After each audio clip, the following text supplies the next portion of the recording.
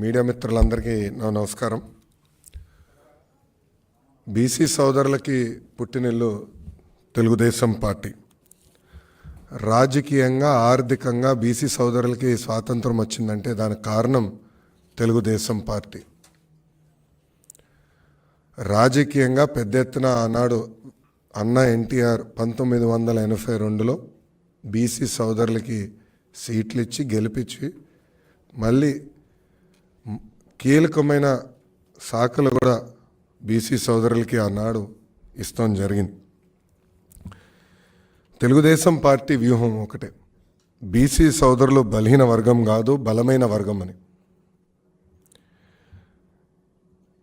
స్థానిక సంస్థ ఎన్నికల్లో ఆనాడు అన్న ఎన్టీఆర్ 24% రిజర్వేషన్ ఇస్తే అది 34% చేసిన వ్యక్తి చంద్రబాబు నాయుడు గారు.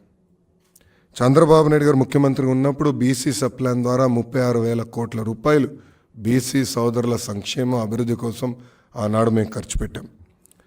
ఇంకో పక్కన కార్పొరేషన్ ద్వారా కూడా 3,000 కోట్ల రూపాయలు ఖర్చు పెట్టి 4,20,000 మందికి ఆనాడు రుణాలు అందించాం.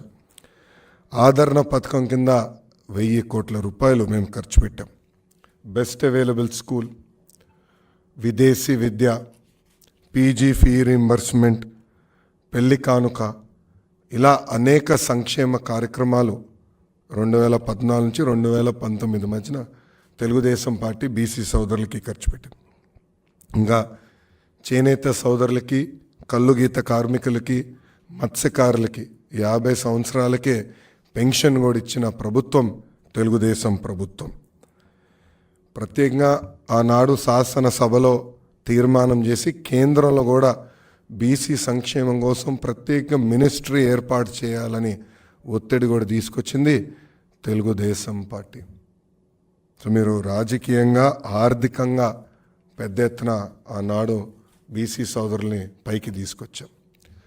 2019 ఎన్నికల్లో తెలుగుదేశం పార్టీ ఓడిపోయినా బీసీ సోదరులను ఉపకులాల వారిగా నాయకత్వాన్ని ప్రోత్సహించేదానికే సాధికార కమిటీలు వేసి వాళ్ళ నాయకత్వాన్ని ఎతికి వాళ్ళకు కూడా ఒక వేదిక ఏర్పాటు చేసింది తెలుగుదేశం పార్టీ.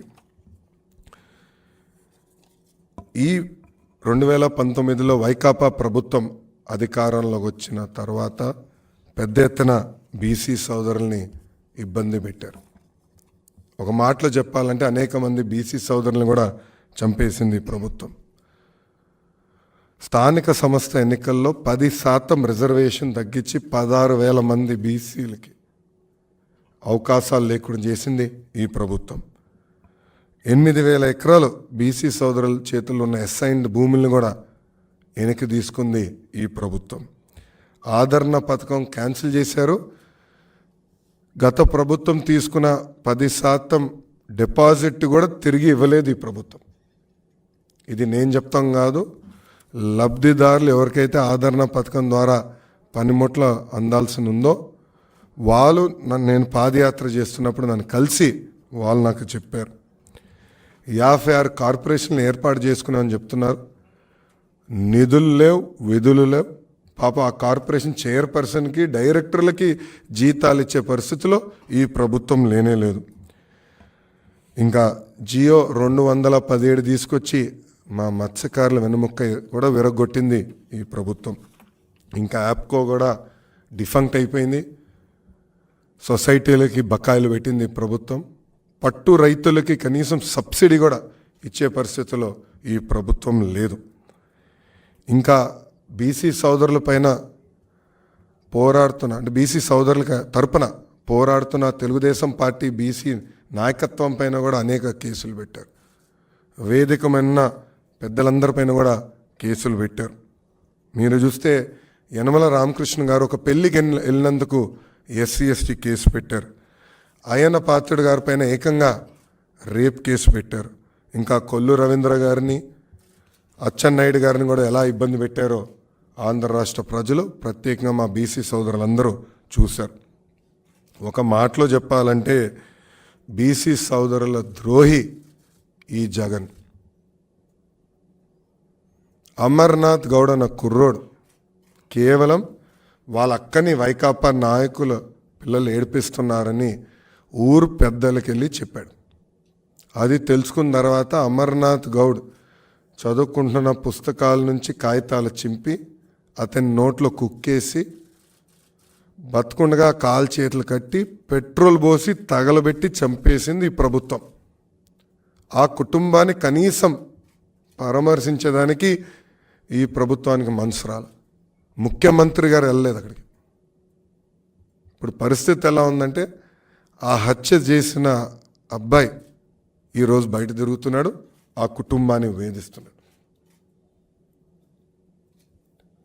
ఆ అబ్బాయికి బెయిల్ వచ్చిన తర్వాత ఊరిలోకి వెళ్తే ఊరేగింపులో వైకాపా నాయకులు అతని ఇంటికి తీసుకెళ్లారు.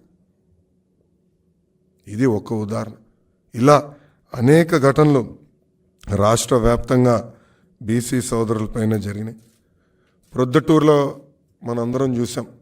తెలుగుదేశం పార్టీ పద్మశాలి నాయకుడు నందం సుబ్బయ్య, అతను అక్కడున్న ఎమ్మెల్యే వ్యతిరేకంగా పోరాడినందుకు పిలిచి మరి పొద్దున పూట నరికి చంపేశారు. అసలు ఎలాంటి వాతావరణం సృష్టించారంటే ఆ శవాన్ని చూసేదానికి మనుషులు లేదానికి భయపడ్డారు. కేవలం భార్య అప్రజిత నిలబడింది కనుకనే ఆ కుటుంబం ఈరోజు న్యాయ పోరాటం చేయగలుగుతుంది.